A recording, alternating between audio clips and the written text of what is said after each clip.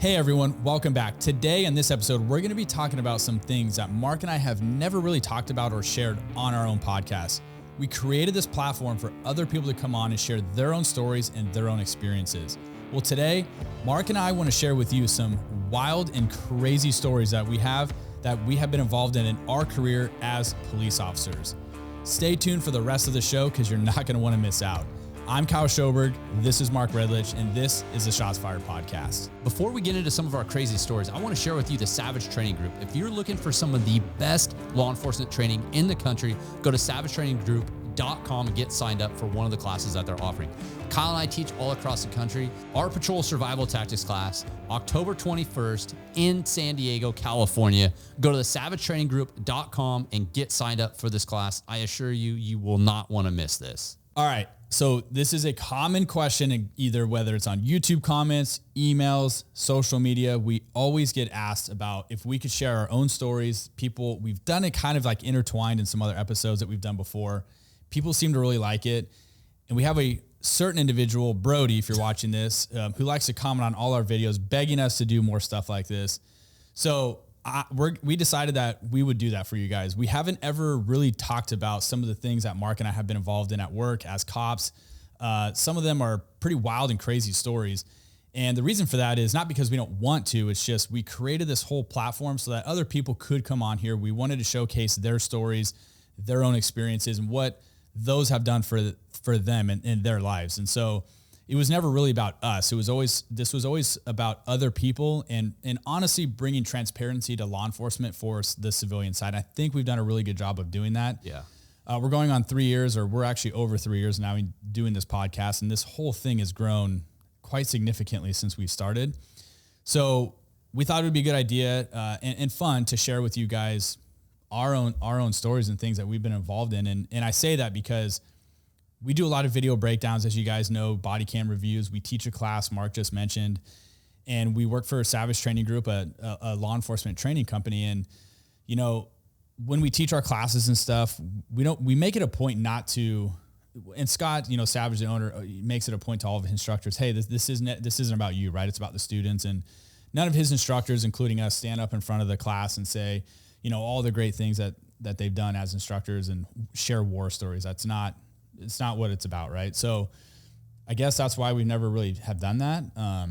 We do give a little bio of who we are and some of our experiences, but only to build credibility for the class. But we don't brag about anything. That's just not us. That's not the Savage Training Group. We're pretty humble when it comes to that. Yeah, and I don't even think it's like, I would say, like, looking back on my career, and we're going to get into some of these stories, but like, I'm not that I'm not proud of them, but and I'm not proud of them at the same time. It's just, this was a job that I feel like we signed up for. Some things get thrown at you in this career that, are things that I, honest to God, never thought I would ever get involved in. But as that stuff comes up, I am proud of the way either I've managed things or my partners that I've been on scene with have managed these types of calls. And I think for us, it's sharing those experiences or our own experiences to other people to help them out, because we know when things go bad, we know when things go right.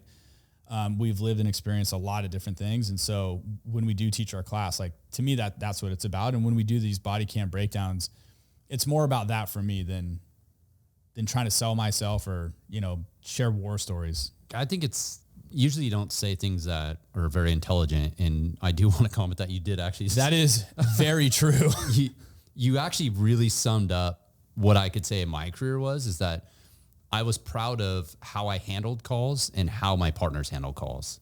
Not necessarily the involvement of like what the call is, but how I handled them and then how my partners handle them. Yeah, well, I think I'm going to make that a quote, dude. I'm going to make that a quote, and I'm going to put that on our wall in our studio. Well, I'm actually going to screen record the fact that you basically said I'm dumb, but that I actually said something very intelligent. I'm going to make sure I have that forever. See, you're struggling to even say what you want to do. That's true. That makes sense. That's true. But I forgot what I was about to say. We were talking about the class. Yeah, and like how you're proud and some of the things that you've done. Oh, yeah, I was going to say, I'm going on 19 years on this job, and you were a cop for almost 15 years before you had to medically retire for a super busy, big agency. And for those who don't know, if this is your first time watching this, Mark and I went to the academy together in 2006. So that's how we know each other. And we just maintained a real friendship God, I almost said relationship. That would have been weird. Well, it's basically what this is. It's forced. It's like a love-hate relationship a lot of the times. Yeah. But nonetheless, I mean, we did carry a friendship throughout our whole career, and it's just been it's been a wild journey. The things that we've got to do, and starting this whole podcast has been super interesting, and hearing other people's stories and experiences has been pretty cool. But I just remembered what I was going to say, and that is, throughout my career, your career, everyone listening to this or watching, gone to classes, you go to these law enforcement classes, and you get these instructors a lot of times that stand up there, and they just, I hate to say it, but they more than likely, or more oftentimes than not, they like to talk about themselves and the things that they've done, and how, they like to share their war stories. And there's a lot of cops who have a lot of good experience, who are instructors, who have a hard time standing in front of a class and kind of stripping that away, kind of putting their ego aside, and just be humble about it and just share their experiences and things that went right or wrong. I always feel like, and it's always disappointing to me that for whatever reason, people have a hard time doing that. So. Well, I think that comes from maybe not being able to really instruct well, or to know the material, or to have done that and instruct that piece. Because you're right, I've taken a lot of training classes, and a lot of times they just want to tell stories. And it's like, how does that story that you're telling me apply to what we're actually doing here? Or how am I learning from your story? Like, you're not bridging the gap. And I think one thing that you and I do really well, as we're sitting here saying how great we are now. No, I know, but we rarely do this, but people are asking. So I think we're still being pretty. No, for sure. And there's a huge difference between being a teacher and, having all this, doing different things in your career or whatever, and then like being able to actually be a teacher, because being a teacher is a different category. Like, there's a way to teach. Well, if you teach math and you don't know how to teach math, that's not a good analogy. Yeah, where you now I feel like you rubbed off on me. I think the one thing that you and I do really good at is we provide some examples. If you haven't taken our class, you've got to sign up for it, Patrol Survival Tactics. But what we do good is we describe an incident that we're involved in, and then we show our vulnerability, and we actually say what we did wrong, how things could be done better, and what we did as a result of that. And we use those as learning points so people get better. Like we don't, like all the incidents that we share, there's nothing in there. There's no bragging. There's no bravado or anything. Yeah. Yeah. And so, in fact, if you guys, honest to God, like go to a Savage training class. I mean, seriously, we pitched at the beginning, savagetraininggroup.com. Every person I've ever talked to who's ever gone to one of our classes all over the United States has been like, man, I've gone to all the Savage training classes because it's all about the instructors. Like that's what makes it so good. I think sometimes it's not even the material. The material is great, obviously, but it's the way that people are instructing the material. Like that's why people like those classes so much. I mean, I've been to some before I even worked with Scott, and they were like the best classes I've ever been to. And the title of a class could be really boring, right? It could be like, his practical de-escalation class. I signed up for that. I'm like, well, this is probably gonna be boring, but I have to take it. And honest to God, I was like blown away. I was like, they can turn a super boring class into something very engaging and super knowledgeable at the end of the day. So I guess we just went off on a tangent about teaching, which has nothing to do with what we're going to talk about today. But well, it does, because we talk about our experiences, and that's a lot of what we talk about is for educational purposes. Yeah. So I remember one time, and I remember vividly, I don't even know why I remember this, but I remember vividly like where I used to live when you called me one time.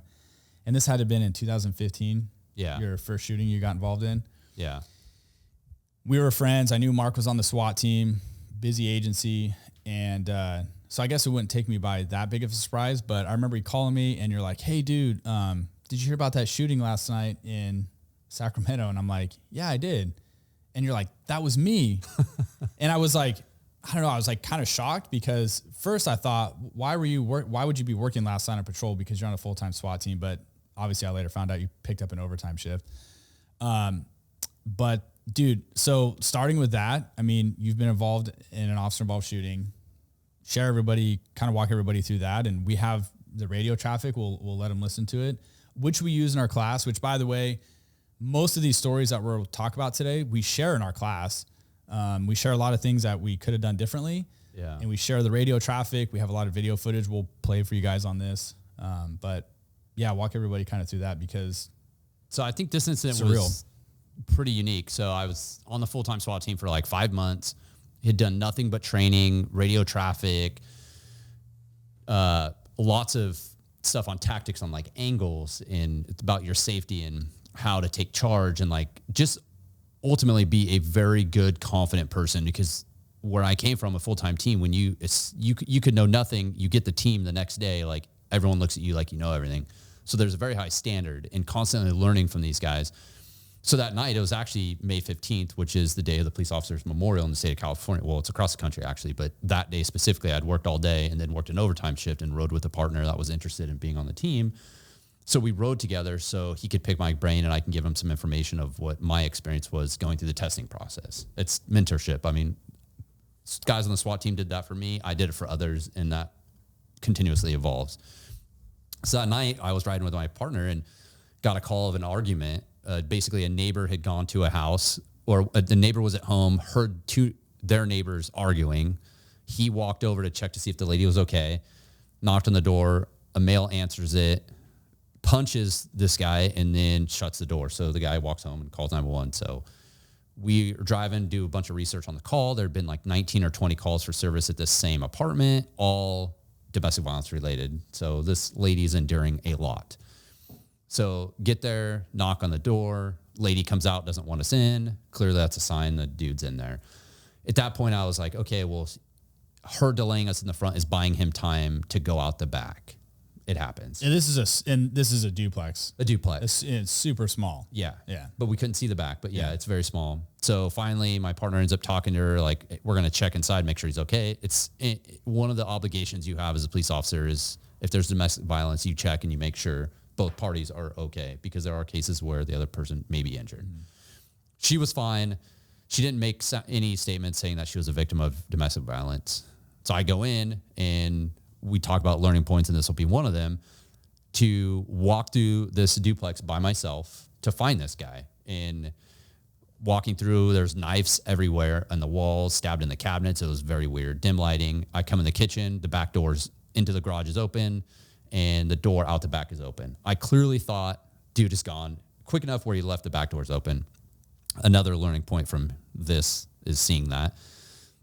So I shut it because I don't want someone coming back in behind my back. So walk through, clear the bedroom, nothing, open the master bedroom, and then realize, okay, well, I'm looking around, and in the far corner, I see like a blanket that's moving.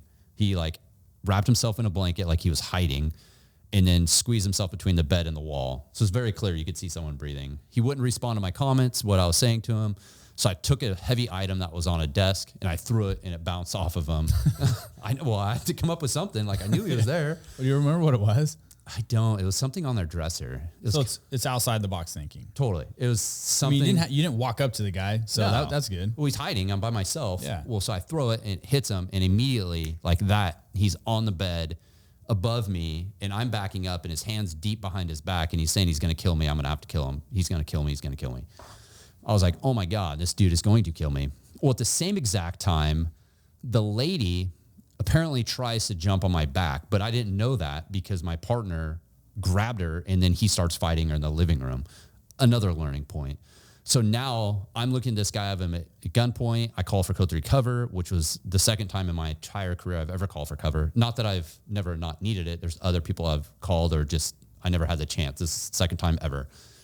And then he ends up showing me his hands, reaches up, grabs a gun off like a desk or a high shelf.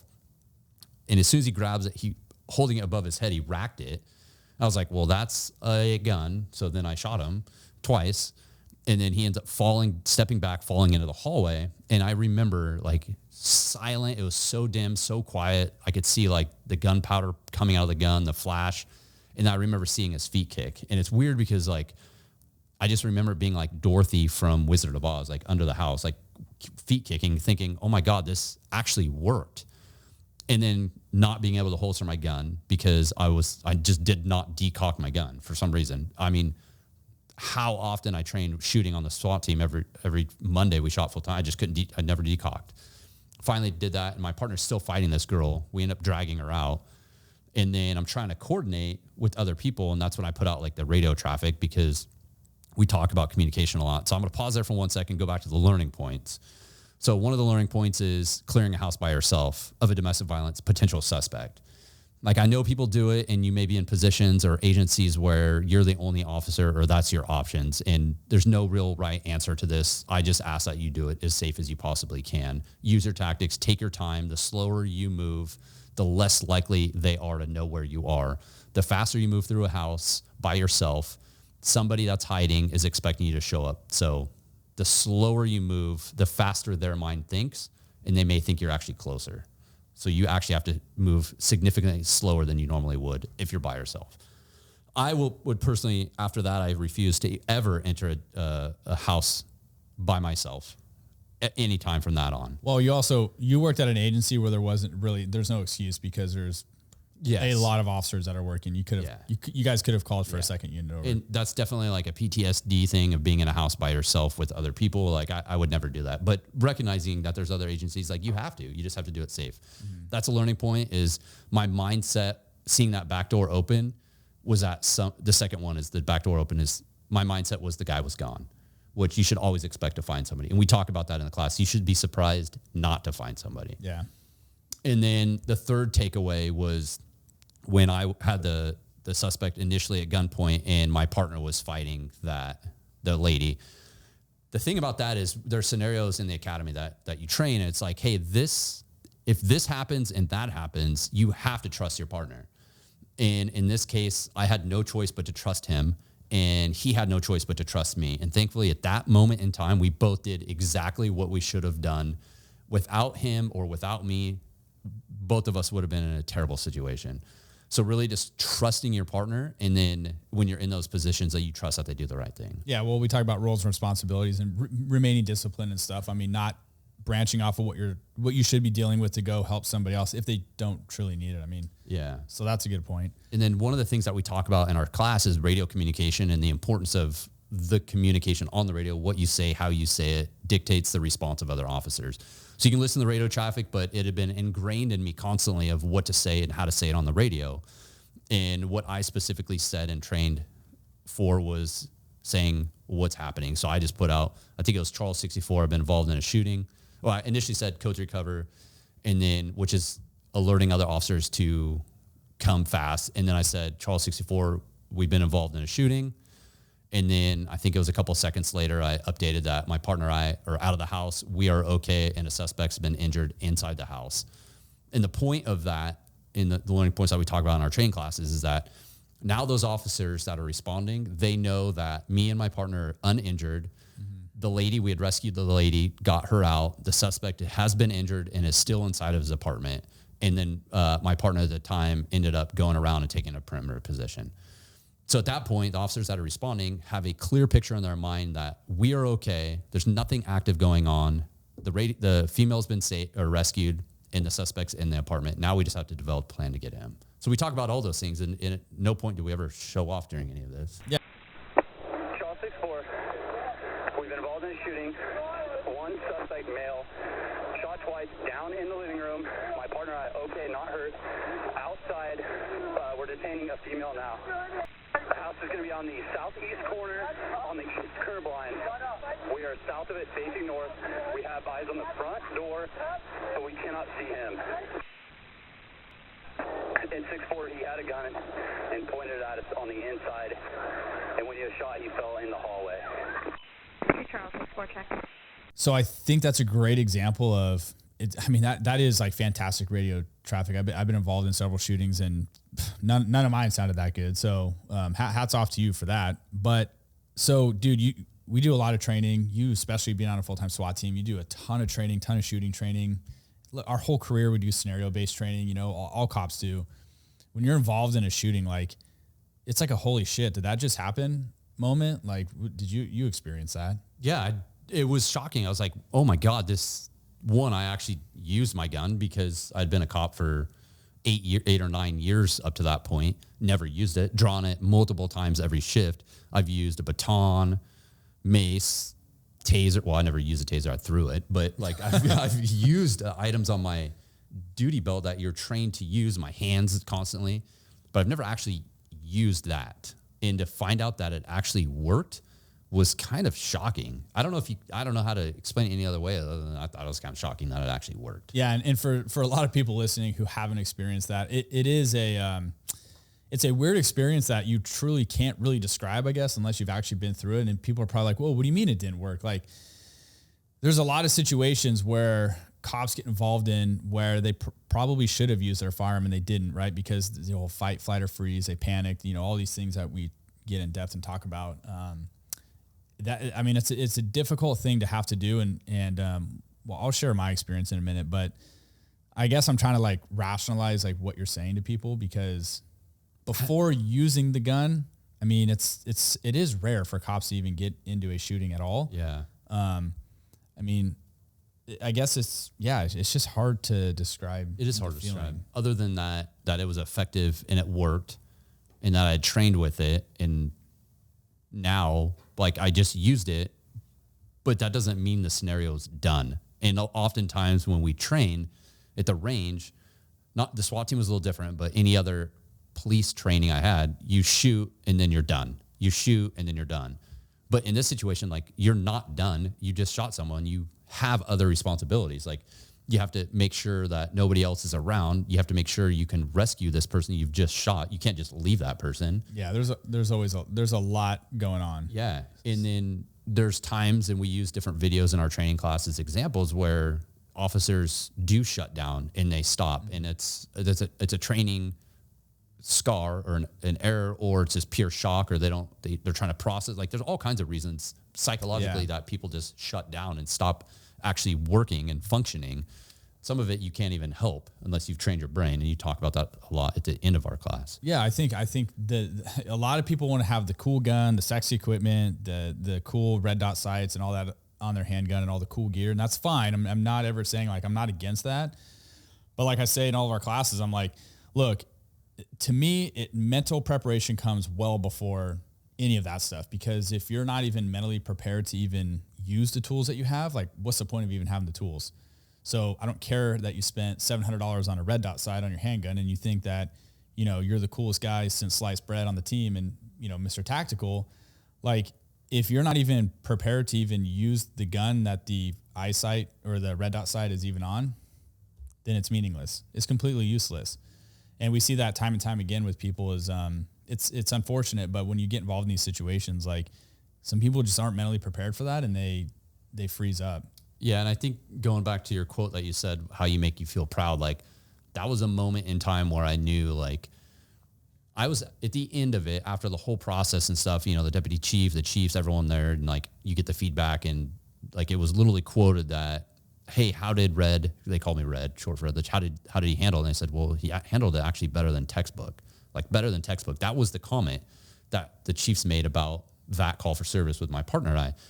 And that incident makes me proud to know that other people heard that on the radio. It was clear of what's happening. It was organized, like, things were getting done. There was no delay in any medical, nothing. It was all done professionally in the way it should be handled.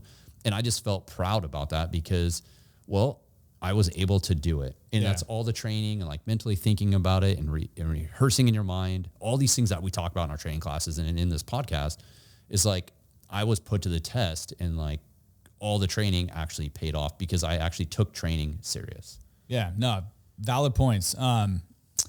So you're in your shooting. We had been cops for what would you say, 8 years? I guess think at that 8 or point, 9 years. Yeah, 8 or 9 years, 9. So I remember, exactly like almost like a month goes by. No, 11 years. I think it was 11? 10 years. 2008. Well, dude, it was in 2015. So let's do the math real quick. We went in 06, so 9 years. 9 years. Yeah. Sorry. We got it. Yeah.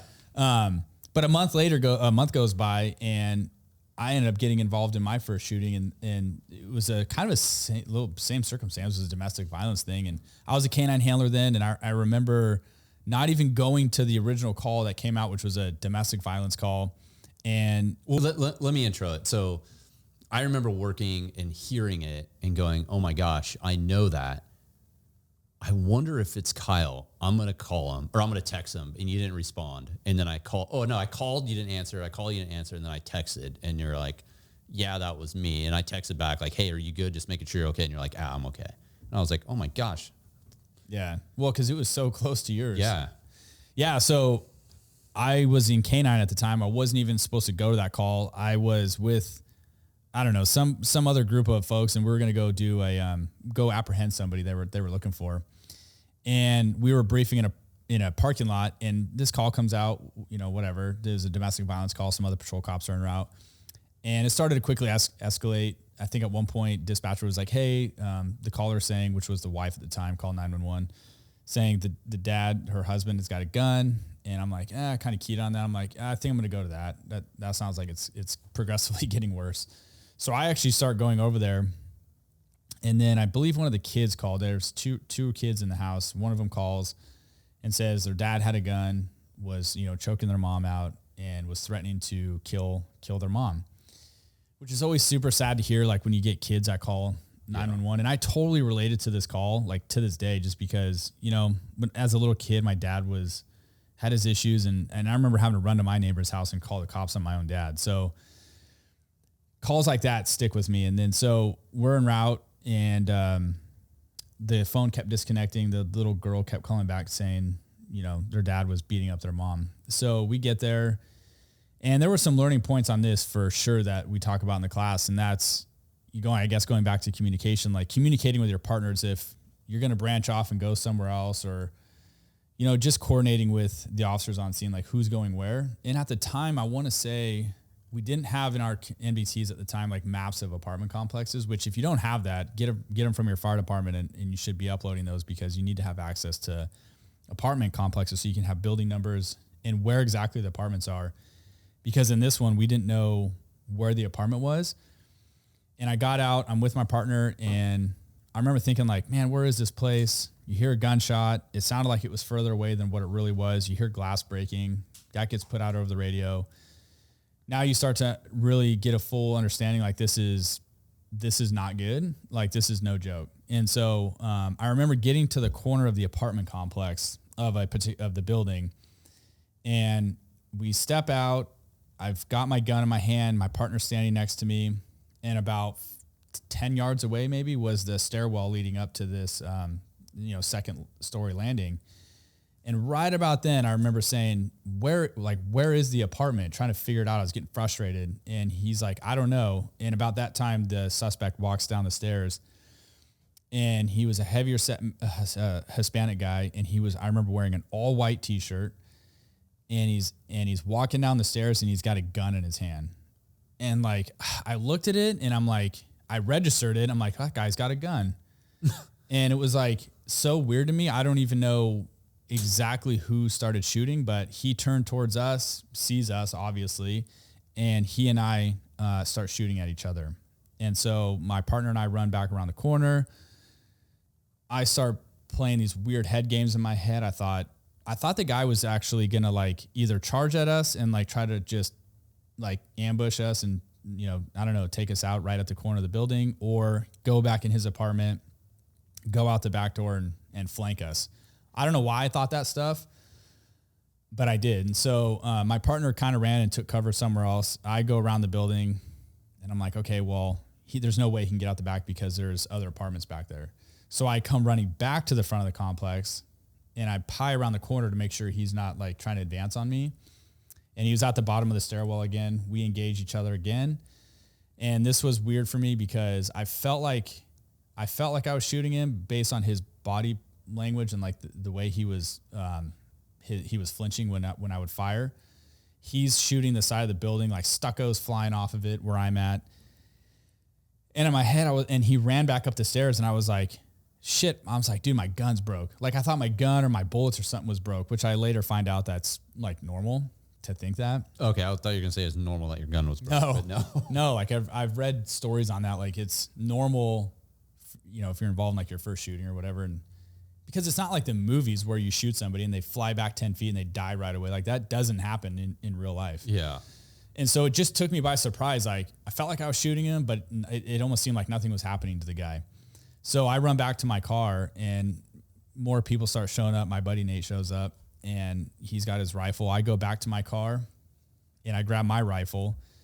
And that's also another learning point is like, they always teach you your handgun is a defensive weapon. Your rifle is an offensive weapon. Like that always stuck with me.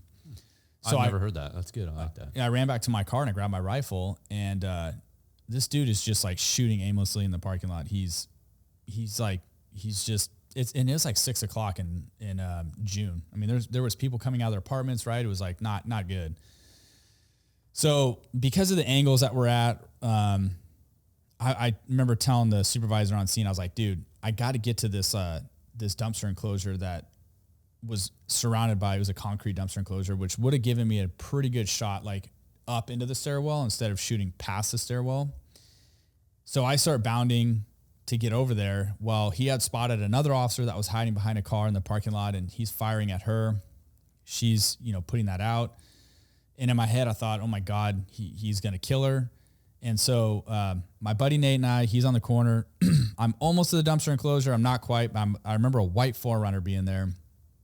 And I'm like, this is it. This is as far as I'm going to make it. And so I get on my stomach and I belly crawl up to the wheel well, the rear tire of the wheel well, to use that as cover. And the guy goes running back up the stairs. And I thought, all right, this is it. I had a pretty good shot angle into the stairwell, and I thought when he comes downstairs again, I'm gonna shoot him. And so he ends up coming back down. He reloaded, and as he comes back down the stairs, Nate and I both start firing at him, which ends up, we hit him. He falls down the stairs, drops the gun out of his hand. We end up making our approach, go upstairs, rescue the wife. She's bleeding profusely from her head. I thought he had shot her in the head, but I apparently pistol whipped her a bunch. Got her out of there. We had to deal with the kids. They were involved in that whole thing. And so now I share the story after the fact of like that of the shootings I've been involved in. I always feel like that one sticks with me the most, because you've got the wife who had to step over her dead husband as we got her out of the apartment. And then you have the two little kids there. They're 10 and I don't know, maybe 8 years old, I think, at the time. And they're asking us if their daddy was dead, and having to lie to like a little kid after doing that to their dad to tell him no, that, oh, he's going to go with the police and we're going to talk to him, knowing you're lying to him. That always stuck with me. And then I remember the detectives telling me in the interview room, the kids kept asking about their dad, and they had to tell them that their dad was dead.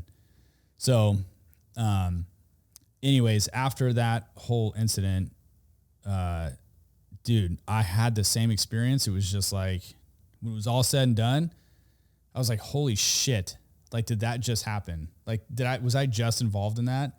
And I remember vividly thinking in the moment, when he and I were engaging at each other the second time, I was standing there behind the building, and I swear I thought to myself, I thought I was going to die. Honestly, I was like, I can't believe this is happening right now. Like, I never thought this was going to happen to me. This isn't supposed to happen. People aren't supposed to shoot at the cops. And then I was like, man, I'm going to be another statistic of a cop getting killed on a call for service. Like, literally, I thought that, which all plays into like what we always talk about, the class that we teach, of like being mentally prepared for that. Because if you're one of those cops who gets in a situation like that, where someone's got it in their mind, like they're going to kill you. I mean, that is the decision that they've made, probably knowing damn well that they're more than likely going to get killed too, right? Like, you don't fire at the police or shoot at the police like that and not expect to also get killed. And so, just having that in the back of your mind, like you either better rise to their level or above, to survive the incident. Like, you're a sitting duck, and there's a lot of cops that get killed, unfortunately, because they're just not mentally prepared for that, and they end up getting taken advantage of. So I guess we just shared like our first shooting experience, but yeah, for me, that was like, it was just super surreal. Even when I talk about it today, like the whole thing is just surreal to me. And then thinking about like even being involved in that. And then the scarier part is like something we also talk about is, well, now what? Like, you just were involved in a shooting, that's treated like a homicide.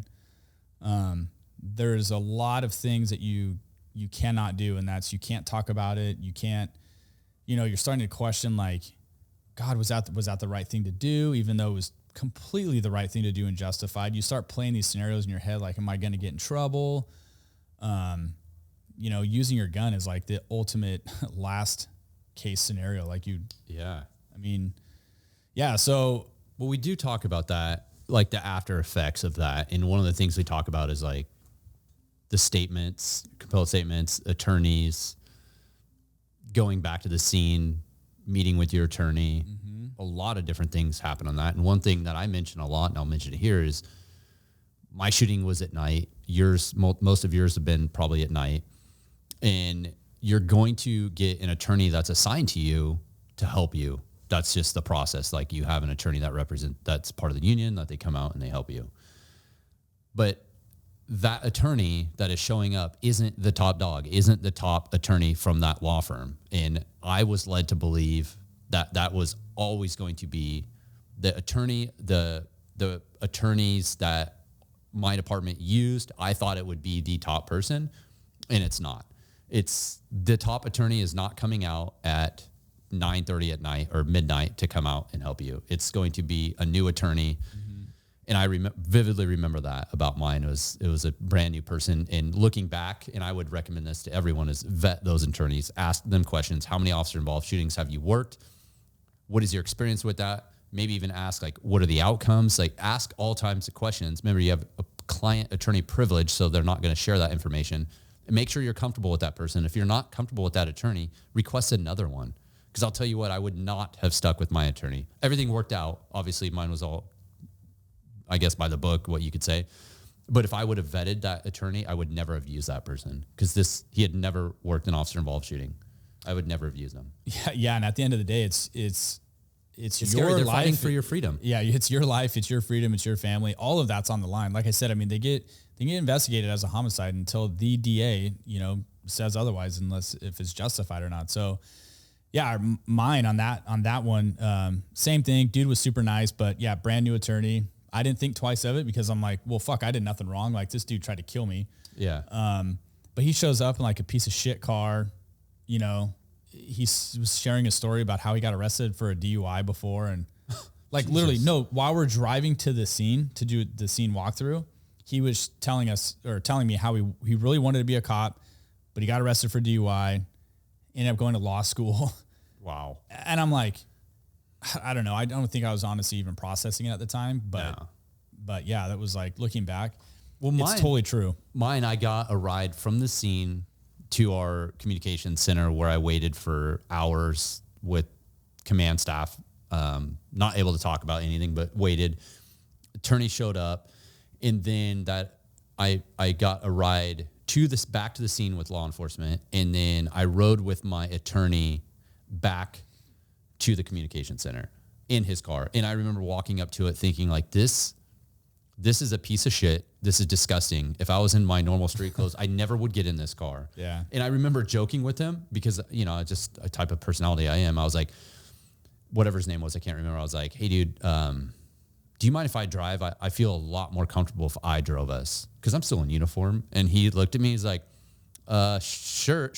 Total hesitant. Sure. And tossed me his keys, and I grabbed them, and I'm like, oh my God, no, dude, I'm not driving your piece of shit car, dude. Yeah, I'm just kidding. Here you go. Take it. I don't know what's worse. Okay. So real quick, what's worse when you're in a total beater car? What's worse, the person driving the car or the passenger? Because typically, if I go anywhere with my friends, we take the nicer of the cars. That means that piece of shit that I was in was the nicer of my car and his. I don't know. I think as a driver, I think as a passenger, you're probably a little bit more embarrassed. I would be. I was in uniform in his car. I was very embarrassed. Yeah. When we jump in your Volkswagen to your little commuter car, when we go to the airport or anywhere we go, and I know I'm embarrassed. Well, we do that because it's a commuter and we just leave it at the airport. That's true. Hoping it gets stolen, and it never does. No, it doesn't. I wish it as would. much as we fly and take that thing, but like the tranny is about blown out on it when we go places. I had to replace. Oh, you're right. Yeah. We almost got stuck that one time. Yeah. Volkswagen, I'd like a new car. Hook me up, Volkswagen. Yeah. Yeah, but seriously, like, you got to vet that stuff out. He is right. You're getting involved in a critical incident in the middle of the night. They ain't calling out number one man at 1 o'clock in the morning. You can assure that. So at the end of the day, guys, like, you should know your officer involved shooting policy. You should read it. You should talk to your detectives. And what is your policy at your agency? When are you giving your statement? Do you get, 24 or 48 hour sleep cycle before you even give your statement? Are you giving a voluntary statement? Are you giving a compelled statement? And I don't blame anybody because I didn't know either at the time I got mine. So I'm not casting shade, but when we go and do these classes, which we do a lot of, and we ask that question, like, do you guys know the difference between voluntary, compelled?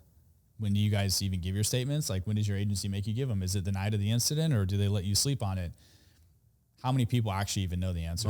Most do not know unless it's higher up management, because we do get, some lieutenants and captains in our classes, which if you are in management, I would recommend that you go into roll call and you explain the process to your officers. That way they understand what's happening. You're still going to walk them through step by step, but explain that entire process.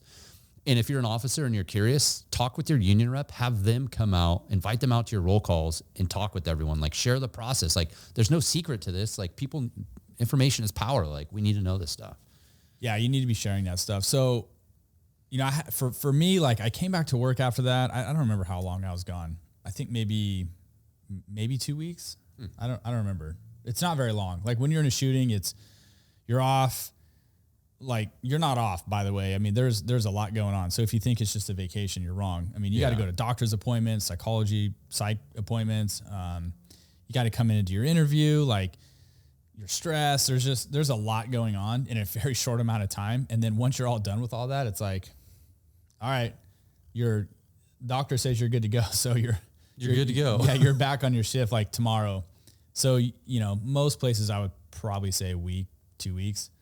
Somebody will drop a comment on here and be like, well, I was in a shooting and I was back the next day. Yeah. Well. Everyone's different. Yeah, it is. But I had a unique experience for me. Like, I don't know what it was, but I was in 3 shootings, within like two years or 3 years, maybe.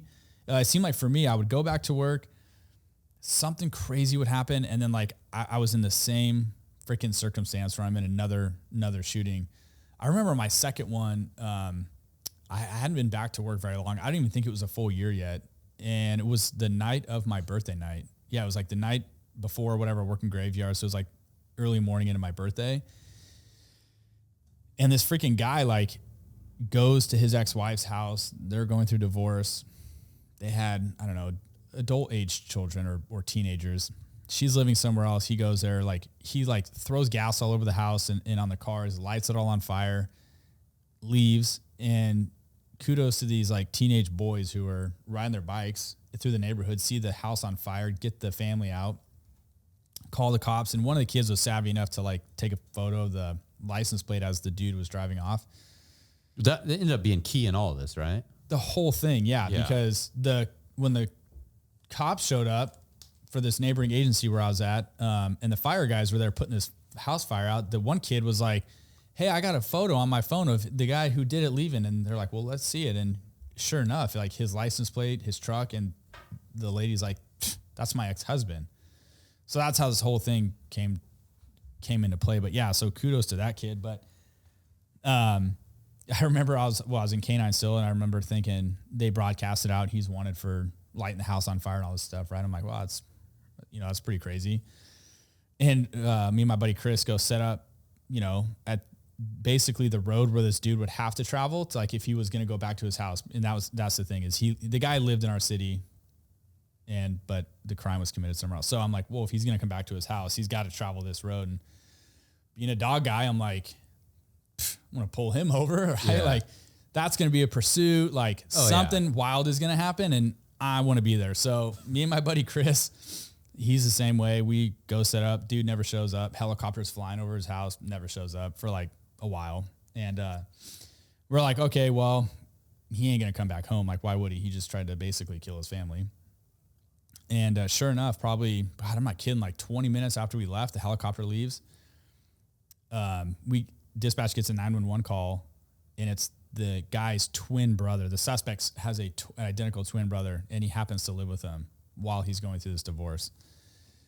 So just to throw a freaking wrench in this whole thing, the dude's got a freaking identical twin brother. Wow. So the brother calls 911 and he says, hey, my brother just got home. He smells like smoke. He's got a gun in his waistband, and he's got some homemade explosives. He told me to leave the house. He doesn't want me to die. So that's what the call taker gets. Well, we already know that what he had already done. So we tell the brother to beat feet. He leaves the house. A couple of us show up at a staging point because now I'm thinking, we're thinking, okay, probably set up some containment.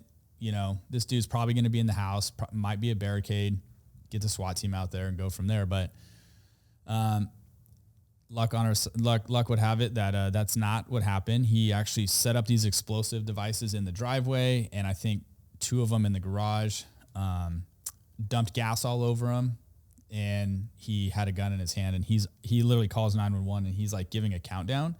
Like if we didn't get there within, X amount of time, then he was going to blow everybody up and start killing people. So it's only me, Chris, and my buddy Dan and Nick. We're the only ones at the staging place at this point. We're waiting for everyone else.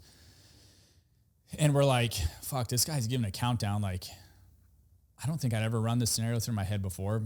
Guy with bombs, already tried to kill his family. He's giving a countdown, like identical twin brothers running down the street.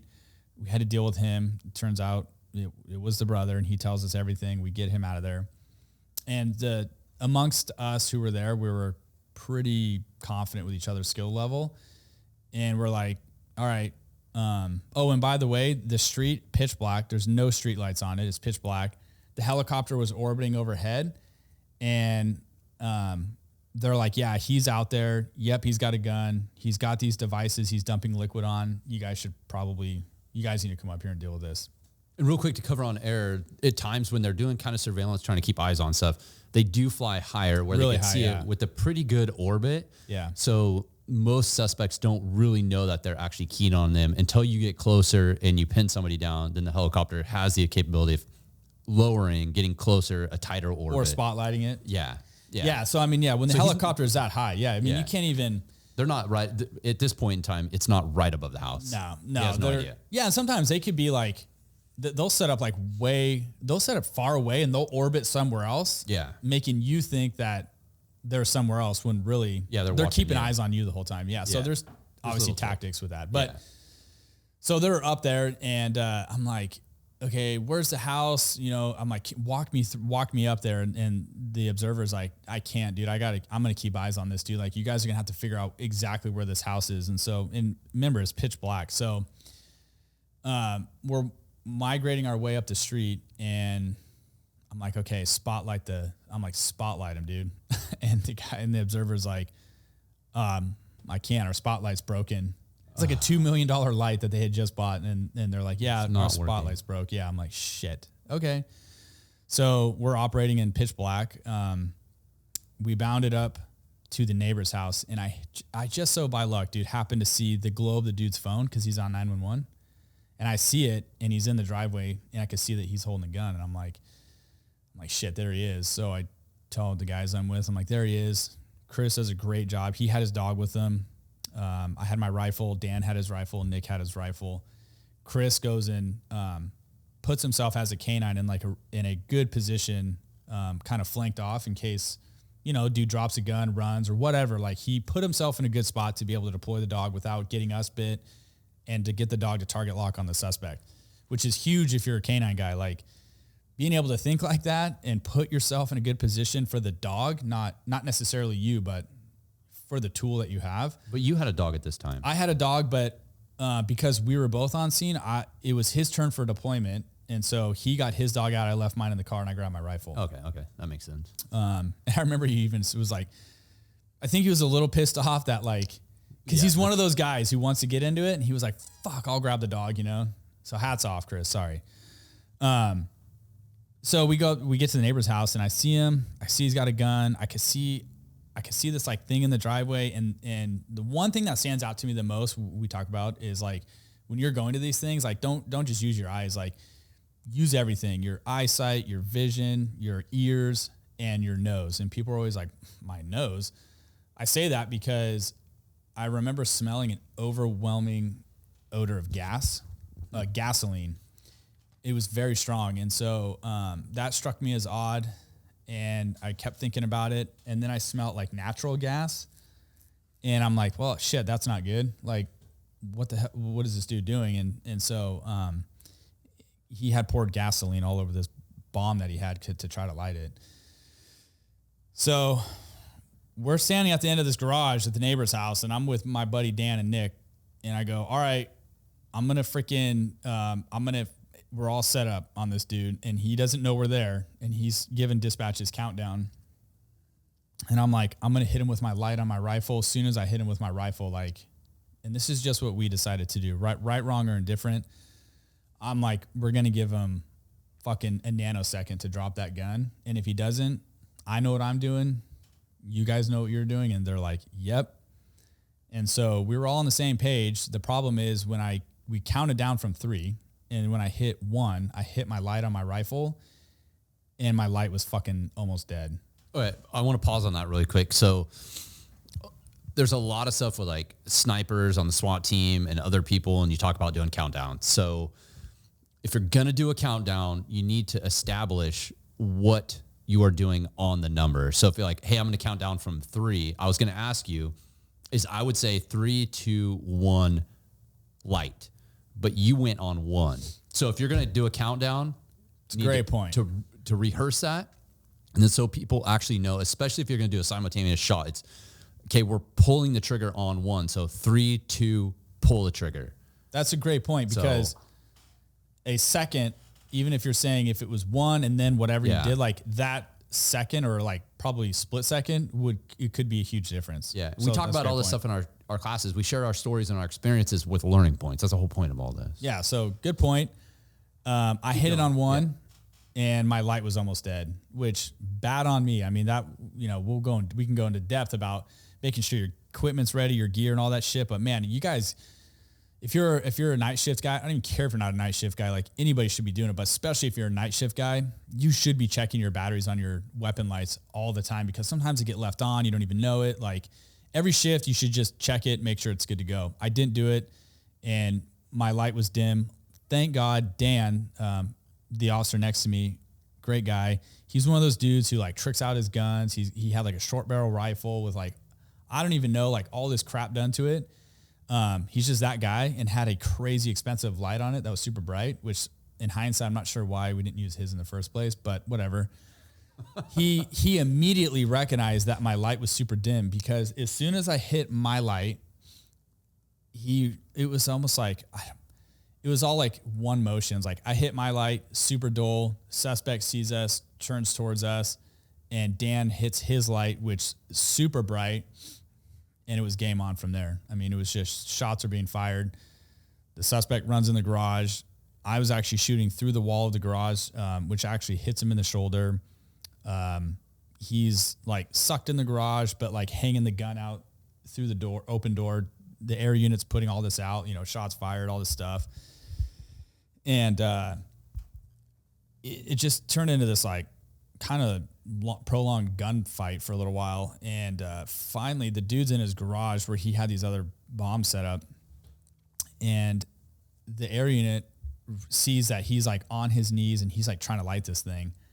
And he's telling us that he's like, dude, he's in the garage. He's been shot, but he's not down.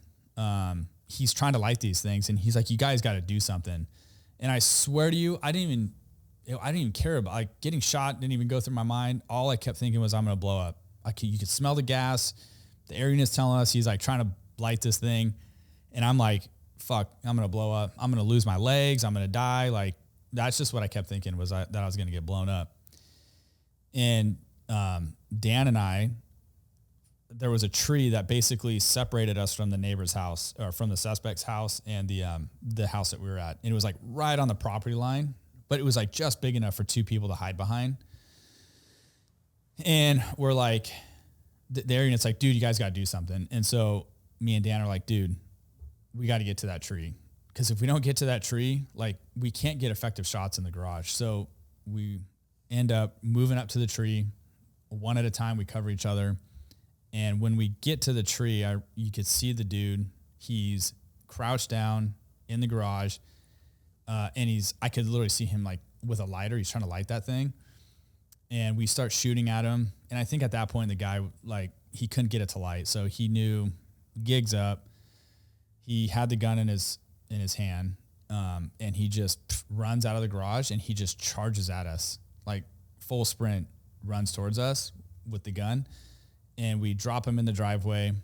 Of course, he lands right next to one of the explosive devices he had in the driveway. And our buddy Chris comes running up, and the dude was still moving around. And in my eyes, it appeared as if he was like trying to roll over, like grab the gun because he dropped it, or the bomb was right there. I didn't know if he was going to be able to light that thing off. And the weirdest thing about this whole thing was I had my red dot on my rifle. And I remember seeing all that, and I didn't want him to grab the gun or light that thing off. So I remember putting my red dot on his head, and I fired 2 shots, and I mean, it killed him like instantly. And from there, it was like, okay, he's done. More officers are showing up. There was a lot of gunfire going on, and so the cops that were responding, like trying to make their way up the street, I mean, you can imagine there's a lot of rifle shots, going off. They didn't know where it was coming from. They didn't want to get hit. So they're like trying to fucking navigate, like getting up the street without taking a round. So kudos to them. They finally get up there. Chris is there with his dog. And at first we were like trying to like get ourselves to kind of calm down a little bit. But Chris wanted to send his dog on the guy, which is a tactic, we would use as, to see if the guy was, what his reaction would be. What his reaction would be if he got bit. Or you could use a beanbag or whatever, but that was a tool that we had with us. So Chris is like, I'm gonna send my dog up there. And then we thought about it. And we're like, well, that's probably not a good idea, because what if the dog grabs that explosive device or something and like brings that thing back to us? Oh my so gosh, we're like, dude. Yeah, no kidding. Like that was talked about. And so we're like, nah, that's not a good idea. I'm like, hey guys, we knew he's deceased at that point. And then that's when we're like, all right, we need to slow everything down, evacuate neighbors. This isn't the standard. This isn't the standard. All right, you just use lethal force on someone, you're going to go render medical aid. It was like, no, because there's still other threats around those explosive devices, and you couldn't risk it. So we ended up evacuating the whole neighborhood, and EOD came out and rendered those things safe. And even those guys were like, dude, you're lucky he didn't get those to go off, because it for sure would have killed all of you and like blown up the neighbors' houses. I mean, it would have been that bad, devastating. Wow. Yeah. And the only reason he probably didn't was because it was August. And it was in the evening time, but here in California, I mean, it's still 100 degrees out, and the gas was evaporating quicker than he could get it to light. So I think one of the interesting things that you've shared with your story is the outside the box thinking of, he's outside the garage, you're shooting, and then he goes back into the garage, but you're tracking him and shooting him through the walls, knowing you've done construction, so you know how most homes are built, but also you're accountable for every round that you're shooting. And in your case specifically, I know this well because we talk a lot about it, but the air unit was up, and they had, during their orbit, they identified that they could see into the garage. There's nobody else in the garage. Like no one's sitting there. So you knew it was safe to actually just shoot it. You weren't just blindly shooting. Oh yeah. No, I mean, the air unit did, they were like narrating everything for us, like basically walking us through that. And I guess that's where the trust comes in with the people you work with, or who's, but I mean, kudos to them for like, I've never done that job, but I feel like that'd be a really hard job to do, because you're like got a front row seat to all this bad shit going on with like your partners and your friends. And, I know some air units guys that work in the helicopter who watched cops get shot and killed. And the thing is like, there's nothing you can do about it. Like you're just there watching it. Dude, I couldn't imagine. I did a ride along with our air unit, and it was an incredible experience. Just quick story. We were done for the night. We had been on multiple calls. The helicopter was inside. We have time for this, right? Yeah, go ahead. Okay. So the helicopter's inside. We're walking back to the office, and then we're listening to a pursuit that's going on. Like we know a pursuit is happening. And the air guy was like, hey, if it hits the freeway, we're going to it. And sure enough, guy, harsh, total stud canine guy. It's like, hey, stolen car. It's on, actually I'm mixing up pursuit. Sorry. Jeez, man. Your brain. We did actually 2 pursuits, but okay. So I'll finish that one because I can't leave people hanging. So that one, Harsh is like, hey, we're hitting eastbound 80 at Norwood in North Sacramento. So we run out, literally slide these massive hangar doors open. We're pushing the helicopter out. He's like, we're going to do a hot start. So I jump in the back. You still have to do like your safety procedures. I'd be like, what's a hot start? Well, I asked that and they said, just get in. I was like, okay. Oh God. So what they do is they fired it up. I mean, they still have to do their safety stuff, but they didn't wait for the instruments to start all the electrical stuff. They got the helicopter running. And this is the old Vietnam era. They have a new one now, but old Vietnam era. And dude, we lifted off and there's no instruments. Like there was this pure skill level. And I remember lifting up from the Mather Beale or whatever it is. Yeah. And then looking out my left and seeing the freeway and seeing all these lights like, oh, there's a pursuit. And it was like, the pilot was like, oh, I know where I'm going. And it just off visual. It was awesome. But going back to the other pursuit, it was a robbery in Sacramento, 3 suspects in a car. We get overhead, follow it. We chase, like we're doing surveillance all around. And when cars come up to the intersection, cars naturally slow down, go through the intersection because they have to swerve through cars or something and take off. Well, the helicopter, we're doing about 80 miles an hour and you can't just slow down like a car would. So you do a quick hard bank, a circle above the intersection, and then you keep going and then you circle the next one. And I was getting sick. And then the car ended up crashing and there's 3 suspects in it. And the co-pilot, the observer was like, hey, as soon as they run, I'm gonna say a colored shirt and that's who you are watching. And I'm gonna pick one and we're just gonna have to hope we find the third. I was like, oh my God, that is so stressful. Called the color and I watched it. And dude, I was so stressed. Like, what if I lost this guy? Yeah. But super interesting. Air unit guys are pretty rad. That's it. I'll share some more other stories of the ride-alongs another time. We need to do an air unit episode. Get some more air unit guys in here. Yeah. Well, this was fun. I like talking about this because you're right. Hold on. Did you find the guy or did you lose him? Oh, Don't just say it was stressful and then you stop talking about it. Like, did you lose him? No, we found 2 of them. They found 2 of them. The 2 guys, the one I saw and the one the observer found. And then they had the perimeter for the third.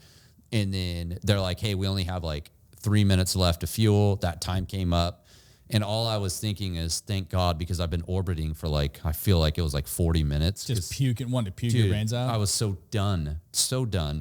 And the helicopter's making all these like alarm sounds because it was just like basically like, hey, dude, you need to land with fuel. And we were so close to our hangar and we just like went back, but they ended up finding them. I did a ride along too, or a fly along, whatever. And orbiting, like it like sucks you into your seat. Yes. I didn't feel sick in the helicopter. I felt fine. It was weird, like the G-force of it, like doing the orbiting. Yeah, but when we landed, I felt super sick when I landed. Like car sick the rest of the day. It was like horrible.